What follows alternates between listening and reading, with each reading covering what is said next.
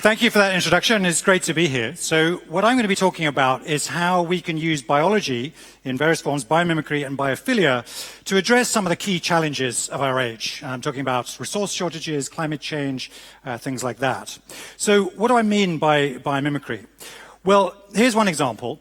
There was a marine biologist a few years ago who started looking at humpback whales. And humpback whales have these lumps on the front of their fins called tubercles.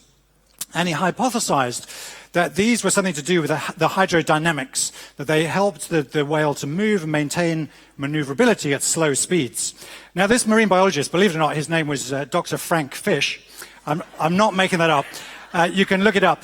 And he thought, well, this could be a really good solution for wind turbine blades. And to cut a long story fairly short, he developed this wind turbine blade with whale tubercles on it. And what that means is that the wind turbine stays rotating even in very low wind speeds. And one of the problems with wind turbines is that when the blades stop, the wind has to pick up quite a long way before it starts turning again. So this has the potential to increase the output of wind turbines by 10 to 20%.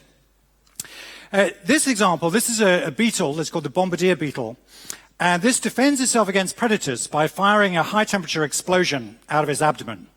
It has a combustion chamber which mixes together two high explosives, hydroquinone and hydrogen peroxide. And to stop that explosion migrating back to the fuel tanks, it has valves on the inlets which open and close 200 times a second.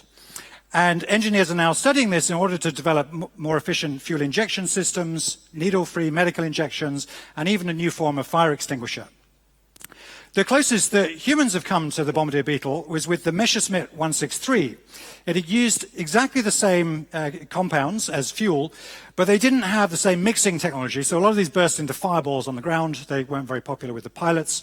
But they definitely knew about the beetle, because they had this sticker on the side which said, in my bad German, wie ein Floh, aber oho, which I think translates as like a beetle, but whoa. And a final example, this is called abalone shell. And the next image, this shows an electron micrograph, a highly magnified view of the abalone shell, and shows how it's made up out of thin layers which are connected together by a flexible mortar. And it has incredible resistance to crack propagation and amazing strength. At a chemical level, it's almost exactly the same as the chalk that you're drawing with out on the table there, but because of its microstructure, it is 3,000 times as strong. So the potential with biomimicry is that we can learn from the way nature has solved problems to develop much better solutions that suit human needs, that use less energy, less resources, and so on. The other part of what I'm going to talk about is biophilia. Now, this is a hypothesis that humans are happier and more productive and more relaxed when we're in regular contact with nature. And there's a lot of evidence that shows that this appears to be true. This is a hospital in Singapore that's filled with plants, and people have views to nature, and it achieves recovery rates about 20% better than a conventional hospital. The mayor of Seoul in South Korea was an advocate of this as well, and achieved a fairly amazing transformation. He persuaded the city to tear down this motorway that had been built over one of the city's rivers, and he created this city park, this linear park, which really transformed it. And although there were a lot of opponents before this, afterwards it was incredibly popular, and he went on to become the prime minister of the country. And that actually improved journey times, improved air quality, reduced the temperatures, and so on. So the thing with learning from biology is that it's drawing from a source of solutions that have all benefited from a 3.8 billion year research and development period. And to make things even better, all the faulty products have been withdrawn from the marketplace. So I'll describe a couple of projects that we've been working on that have used these ideas. The first one is an office and co-working space called The Reef. And for this, we really wanted to make this a very healthy building that was better for people. And so we wanted to make it, as far as possible, entirely lit with natural light. And so we started looking at the ways that biology captures and distributes daylight. And this one I'm drawing here, this is the eye of a spookfish. Now, the spookfish has these amazing mirror structures which focus very low-level bioluminescence coming up from the ocean, and they focus it onto their retinas. Another one we looked at is a plant that lives in desert regions. It's called the stone plant. And for reasons of thermal stabilization, most of the plant is below the ground. And then it has what you could call a roof light in the top that allows the light to come down to the bottom where the chemical reactions can take place at a very steady temperature. A third one we looked at is a type of starfish called a brittle star. Now, this lives as much as 500 meters below the ocean surface, where light levels are incredibly low, and it has evolved a covering of near optically perfect lenses over its skin. And these are able to detect very small amounts of light and movement, so it can see predators before they see it. And these examples, together with many others that we looked at in biology, encouraged us to think much more creatively and deliberately about how we would bring light into this building. A fairly conventional way of designing for daylight in office buildings is to just think about the distance between the window walls. And in London, you can often find really deep offices that are as much as 25 or 30 meters deep. And you know that those are going to be high-energy buildings because they'll be artificially lit and air-conditioned. And we concluded that the right dimension was about 12 meters. So no one's further than 6 meters from the nearest window. And then thinking about what kind of building form this suggested, one approach would be to just take these narrow floor plates and stack them up into a tower. And that would be fine if you were working on a central urban location with high land values. We wanted to develop a concept that was more universal than that. So we looked at two other building forms. The first was a sort of ring of office space around a central atrium. And then the third one was a more linear approach, where you have linear blocks and a linear atrium. And it was the third one that seemed to work the best when we analyzed the light levels. And looking at this in plan with daylight modeling software, what we found was that we were getting this curved pattern of shade towards the middle because of the shading effect of the opposite block. So the next design move was to simply curve those floor plates so that we get a very even quality of light all the way along. And this produced two further challenges. The first is that narrow floor plates aren't particularly good for creative clusters of people. You need some places with wider floors. And the second was that this wasn't making very efficient use of a rectangular site. And we were probably going to end up having to work with a rectangular site. So then, learning ideas of surface area to volume optimization in biology, we elaborated this building form into this undulating shape. So there was still no part of that office that was further than 6 meters from the nearest window, but now we were getting much better facilities for creative clusters of people, and we were making more efficient use of a rectangular site. And still with daylight, now looking at the building in section, what we found is that it was easy to get enough light at the top. The challenge was to how to get it further down. And so we looked at the possibility of harvesting light at the top and focusing it into fiber optic tubes. And for this, we studied a rainforest plant called Anthurium warraquinum, which, like the brittle star, has lenses all over its leaves. And somehow those are able to focus diffuse light, which is a hell of a challenge. And so that's become a research project that we'll be working on separately. What we did conclude is that there was definitely a strong case for shaping the building to allow more light in, and we thought it would be great to have a large-scale mirror in the atrium, like the spookfish eyes, that would bounce light deeper into the lower parts of the building. And then thinking about what we would do underneath that large mirror, we thought this was a great opportunity to create a really dramatic meeting space, perhaps with some of the qualities of film sets designed by Ken Adam and so on. And this would actually add value to the building because these could be let out by the building owner. And the great thing about designing for high levels of daylight is you can incorporate a whole range of plants. NASA concluded that these three plants, in sufficient quantities, can deal with all the contaminants in indoor air. One of these produces a lot of oxygen during the day, one produces oxygen at night, and the third one is very good at taking volatile organic compounds out of the air. And all three are very good at deionizing the air, which reduces dust levels. This has been trialed on a building in India, and they've achieved remarkable results. 20% increase in productivity, 50% reduction in headaches and eye complaints, even a measurable increase in blood oxygen levels. And if I had more time, I'd love to show you how we learned from termite mounds to design a passive heating and cooling system, how we learned from folding leaves and folding beetle wings to design a shading system that lets in exactly the right amount of light and converts all surplus light to electricity, and how we learned from curved leaves and shell forms to design a new glazing system which should achieve a roughly 50% saving in glass.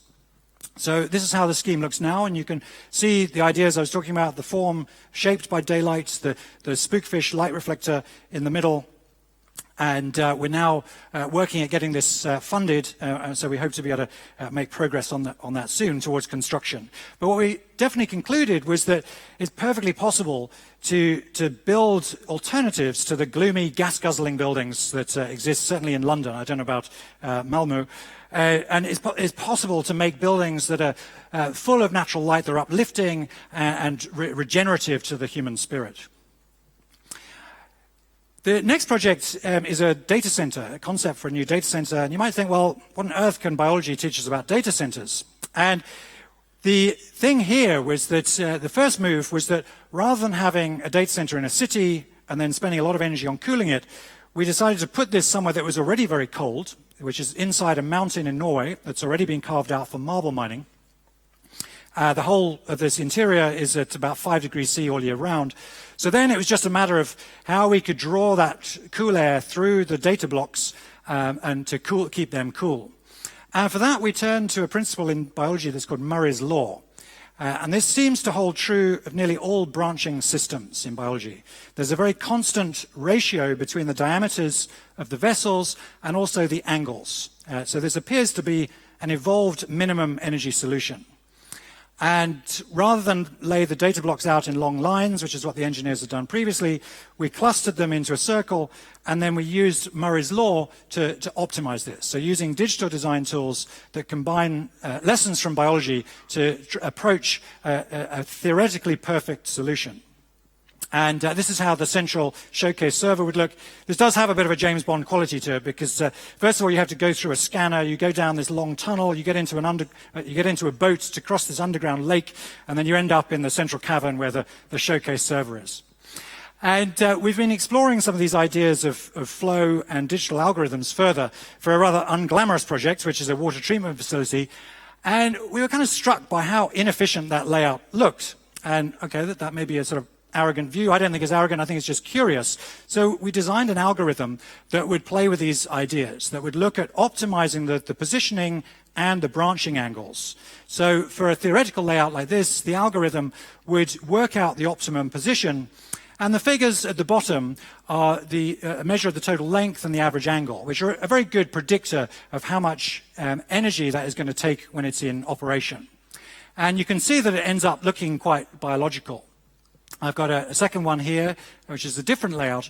And when I say it looks biological, it doesn't look biological just because we like wacky biological forms. It's biological because we have followed principles of biology and used digital design tools to achieve that.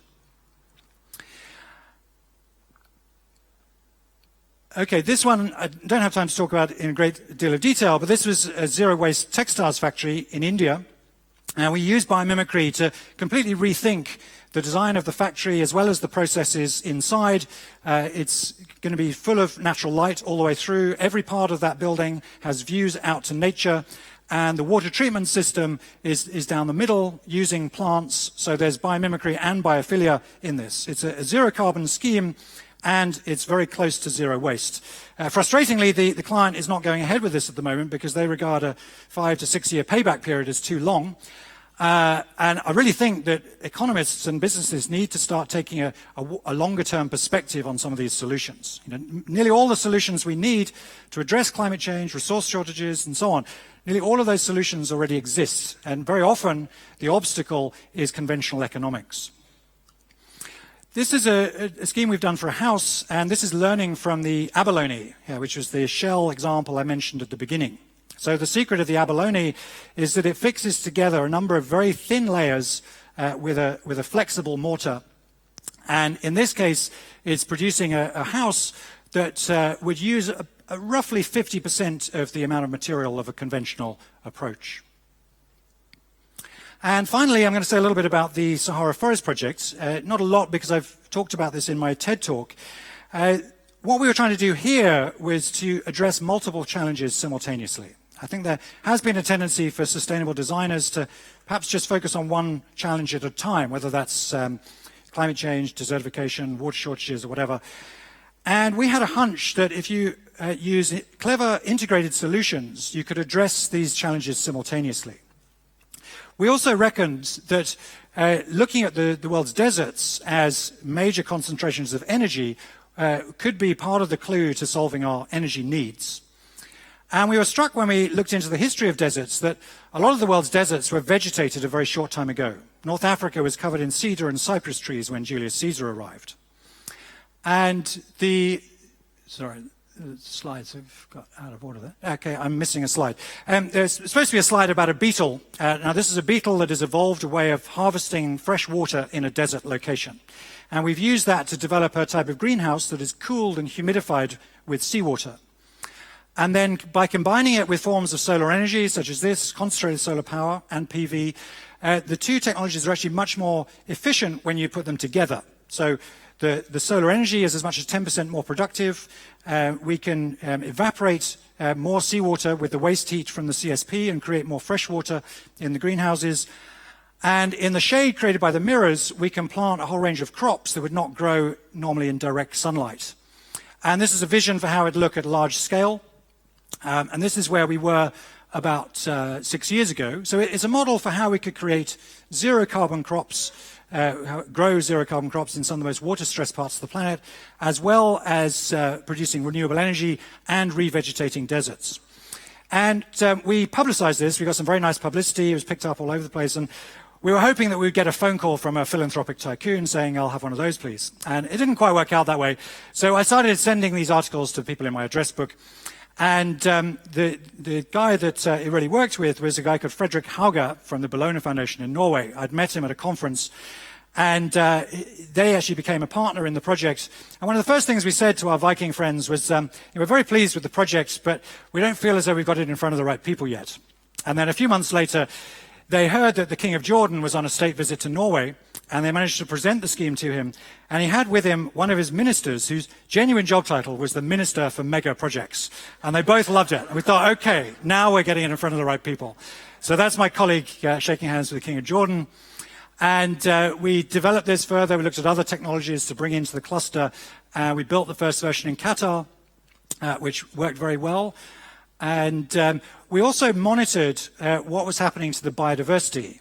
We wanted to show that it was possible to create regenerative schemes. So going beyond sustainable is very often about mitigating negatives. We wanted to show it's possible to have a net positive impact. So we analyzed the biodiversity, the animal biodiversity, and at the beginning there was absolutely nothing, literally nothing. It was a bare desert. And the first things to appear were flies, nothing particularly interesting there. The next things to appear were house sparrows and a whole range of insects. These started appearing the day that the plants arrived on site. The number of birds started increasing, the number of insects was increasing all the time.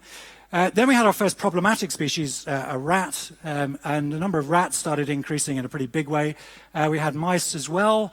3 days after the algae ponds were filled, we had the first dragonfly. And I don't know where that came from, because this was miles from the nearest bit of green space. And then this condition carried on. We had a feral cat that appeared. The number of rats started going down, but that was nothing to do with the cat, because the rats were almost as big. It was because we were storing the seed more carefully.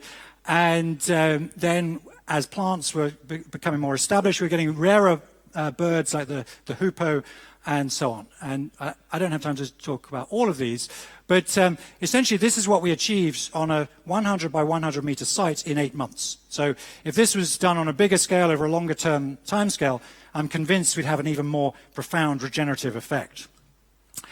And in conclusion, we're now about to build in Jordan, and this is a perfect location for this technology, and it's a country that really needs it. It's often described as a haven of peace with troublesome neighbors, but it's actually a very precarious situation because it's very water poor, it's got a growing population, it's very energy insecure. So we hope that this will go some way towards improving that. And now, the final slide to draw together the final conclusions. What I think you can see, I hope you can see from biology, is that it does offer a whole range of amazing solutions that can help us address some of the major challenges of our age. Growing crops in water-stressed regions, doing things with far less resources, achieving zero carbon and net positive. And I really do think that biology is an incredibly powerful source of ideas, particularly when linked with digital design tools. 3.8 billion years of research and development. 3.8 billion years of brilliant solutions, illuminated by previously unparalleled scientific knowledge, facilitated by previously unimaginable digital design tools. We've never had such an opportunity to rethink and devise solutions fit for the next billion years. Thank you. Let's stay. Oh, yeah. Thank you so much, Michael. Such inspiring ideas. Do you think that we will see more ideas like this from a lot of other people in the near future, or is this something that is moving quite slowly ahead? Well, I mean, I'd love to be able to tell you that it's all moving very quickly and so on, but actually it's not. I don't think we're making, as a society, I don't think we're making the progress that we need to in addressing the key challenges. And why is that? And I think it's because it's still very comfortable for businesses to carry on with business as usual. Obviously, there are some different ones, there's some real business leaders, but for a lot of businesses, there's still plenty of money to be made by doing the conventional stuff. And very often I talk at a conference, and someone will come up to me afterwards and give me his or her business card and say, I think you should come in for a chat. So I'll go in, I'll give them a talk specifically tailored to their business, and it nearly always seems to end the same way. They say, fascinating, I wish you all the best. Yeah. And I think what that means is they'd like to do it, they like the ideas, but it's slightly outside their comfort zone, and they'd rather someone else did it first. But it's not actually a risky thing, because it draws on a whole range of proven solutions. And so I think we just need a bit more courage, a slightly broader perspective on timescales, and a broader perspective on economics generally. Is the a knowledge problem as well? Do we need architects with different backgrounds to be able to mimic nature? Not necessarily, but I think what architects need to do is get better at collaborating. Yeah. Architects can be a bit sort of egomaniacal. There is a tendency for the so-called iconic architect to just do a sexy sketch and then expect everyone else in the design team to just make it happen.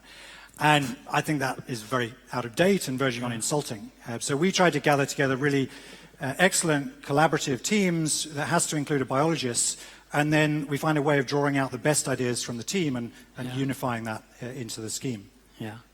Any questions for Michael? You might want to test me. If there's some functional challenge that you're grappling with at the moment, why don't you ask me, and I'll see if I can think of a biological solution to it that you could look at. We have one. Yeah. Wait for the microphone, please.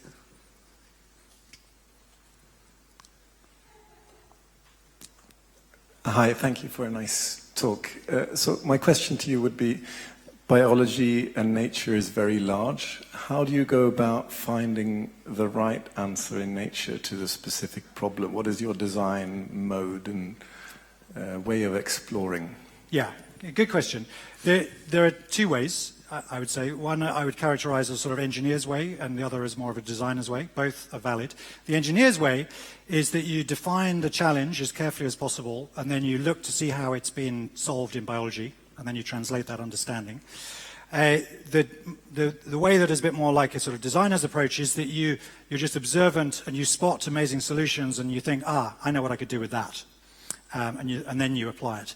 It's actually getting much easier now to apply biomimicry because there are much better tools available. There's an online resource called asknature.org with a huge array of solutions. You can put in a question like, how would nature detect fire or whatever, and it'll show you a number of organisms that do that.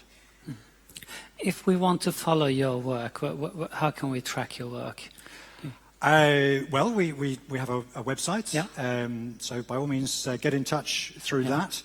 I've got quite a few talks online. I've done a TED Talk, so if you're interested. And I've also written a book called Biomimicry in Architecture, and I've got a few flyers for that. So if you're interested, come and have a chat afterwards. And if you're kind of not sure how to engage with these ideas or apply them, then I'm more than happy to talk afterwards. And you tell me what kind of business you're in, and I'll try and think of ideas that you could apply.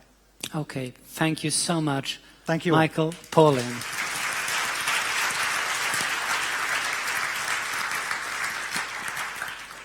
And I have a short